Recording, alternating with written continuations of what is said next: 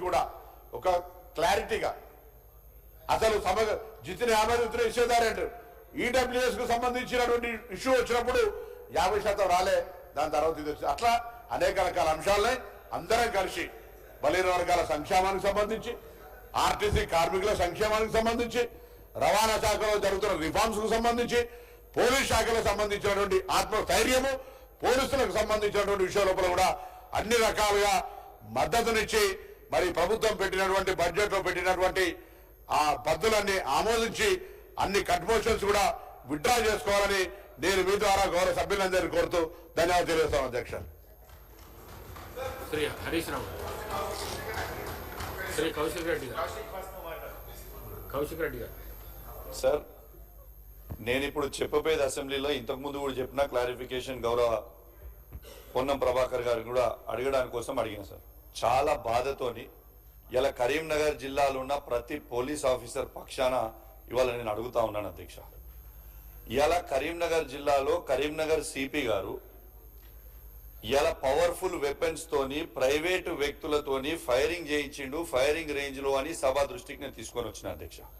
AK-47 weapon తోని 10 రౌండ్లు, SLR weapon తోని 10 రౌండ్లు, ఇలా పిస్టల్ తోని 10 రౌండ్లు, మొత్తము 180 రౌండ్లు ఫైరింగ్ ప్రైవేట్ వ్యక్తులతోని సిపి గారి సతీమణి వారి ఫ్రెండ్స్ తోని ఫైరింగ్ చేస్తే బోనాలపల్లి అనే గ్రామంలో ఆ బుల్లెట్లు అన్ని దూసుకపోతే అమృతమ్మ అనే ముసలమ్మకి ఇలా కాలికి బుల్లెట్ తగిలింది. ఇది మీరు చెప్పింది పూర్తిగా వాస్తవము, ఇది అవాస్తవం కానే కాదు. ఇది ఒకటి. రెండోది, ఇలా 337 మంది హోంగార్డులని కరీంనగర్ జిల్లాలో ఉన్న హోంగార్డులని సిరిసిల్లాకి జగిత్యాలకి ట్రాన్స్ఫర్ చేసిరు. జగిత్యాల నుంచి సిరిసిల్లా నుంచి వచ్చిన హోంగార్డులు 186 మంది దగ్గర సిపి గారు లక్ష రూపాయలు తీసుకొని 1,86,00,000 రూపాయలు వసూలు చేసి ఇలా పోస్టింగ్లు ఇచ్చిండ్రు. పెద్దపల్లి గ్రామం పెద్దపల్లి జిల్లాకి ట్రాన్స్ఫర్ చేయలేదు. ఆనాడు పెద్దపల్లి జిల్లాలో హోంగార్డులను ఎందుకు ట్రాన్స్ఫర్ చేయాలంటే శ్రీధర్ బాబు గారి దగ్గరికి ఆ హోంగార్డులు వస్తే మీరు చెప్తే ట్రాన్స్ఫర్ చేయలేదు. కానీ ఇది నేను చెప్పింది 100% వాళ్ళు నిజము. ఇది అయిపోయిన తర్వాత ఇలా కరీంనగర్ జిల్లాలో అలాట్ అయిన ఇనోవా ప్రైవేటు వ్యక్తులకి తీసుకొచ్చి హైదరాబాద్ లో పెట్టినని సువేదాతో సహా ఇదే అసెంబ్లీ సాక్షిగా మీకు నేను చూపించిన. ఇలా ఎందుకు మీరు యాక్షన్ తీసుకుంటలేరు? ఇలా సిపి గారి మీద ప్రేమ ఏంటిది ప్రభుత్వానికని నేను అడుగుతా ఉన్నాను. ఇలా ఒక సిపి గారు ఈ విధంగా మిస్యూజ్ చేస్తా ఉంటే దీనివల్ల చెడ్డ పేరు ఎవరికి అధ్యక్ష? దీనివల్ల చెడ్డ పేరు వచ్చేది ప్రభుత్వానికే కదా. ఒక సిపి గారు అలా కూర్చొని ఇవన్నీ జల్సాలు చేస్తుంటే ఎంతవరకు కరెక్ట్ అని నేను అడుగుతా ఉన్నాను. ఇలా బడే ఖానా పేరు మీద అధ్యక్ష ఇలా ఒక్కొక్క SHO ఆఫీసర్ దగ్గర 25,000 రూపాయలు ఇలా వసూలు చేసిండు. 2 స్పిన్ ఆఫ్ బాటిల్ వసూలు చేసిండు. నేను చెప్పింది ముమ్మాటికి నిజము. నేను ఏదైనా తప్పు చెప్పుంటే నా ముక్కు భూమికి రాకి క్షమాపణ చెప్తా. దీనివల్ల IPS ఆఫీసర్లకి IAS ఆఫీసర్లకి చెడ్డ పేరు వస్తుంది. ఇలా నేను అందరు IPS ఆఫీసర్లను నేను అంటలేను. ఖచ్చితంగా దీని మీద సిట్ అయ్యాలి. ఇలా నా మీద CID ఎంక్వైరీ చేసిరు, ఏం లేకుండా CID ఎంక్వైరీ సిపి గారి మీద చేయండి. నేను చెప్పినది తప్ప అబద్ధం అన్నది చేయండి, ఎంక్వైరీ చేయండి. దీనివల్ల నష్టం ఎవరికైతుంది? దీనివల్ల నష్టమయ్యేది ప్రభుత్వానికే కదా. ఇలా ఇదే ప్రభుత్వానికి నేను చెప్పింది ఎవిడెన్స్ తో సహా బయట పెట్టిన తర్వాత ఇప్పటిదాకా యాక్షన్ తీసుకుంటలేరంటే దీని మీద ప్రభుత్వానికి సిపి గారి మీద ఏం ప్రేమ? నేను చెప్పింది ఒక్కటే కాదు.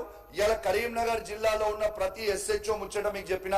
ఇలా కరీంనగర్ జిల్లాలో ఉన్న ప్రతి కానిస్టేబుల్, SI, CI, హోంగార్డులు, హెడ్ కానిస్టేబుల్ ముచ్చట వాళ్ళ పక్షాన మీ దృష్టికి నేను తీసుకొని వస్తున్నా అధ్యక్ష. ఇలా ఖచ్చితంగా అధ్యక్ష ఇంకోటి కూడా కరీంనగర్ జిల్లాలో ఇప్పటిదాకా ఇలా సరెండర్స్ ఇవ్వలేదు, PRCలు ఇవ్వలేదు, ఎరియర్స్ ఇవ్వలేదు. దయచేసి కరీంనగర్ జిల్లా పక్షాన ఉన్న పోలీస్ ఆఫీసర్ పక్షాన, ప్రతి కానిస్టేబుల్ పక్షాన, ప్రతి హెడ్ కానిస్టేబుల్ పక్షాన, ప్రతి ASA పక్షాన, ప్రతి SA పక్షాన దయచేసి మిమ్మల్ని నేను రిక్వెస్ట్ చేస్తా ఉన్నాను. వాళ్ళ సరెండర్ లీవ్స్ కానీ, ఎరియర్స్ కానివ్వండి, TL, DL కానీ దయచేసి వాళ్ళకి ఇవ్వాలని డిమాండ్ చేస్తా ఉన్నాను. మీ ప్రభుత్వానికి మాత్రం పూర్తిగా చెడ్డ పేరు తెస్తా ఉన్నాడు అక్కడ సిపి గారు.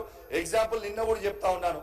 నిన్న ఇల్లంతకుంటలో రాముల వారి కళ్యాణం అయింది. ఆడి రివ్యూ మీటింగ్ కి సిపి గారు రాలేదు.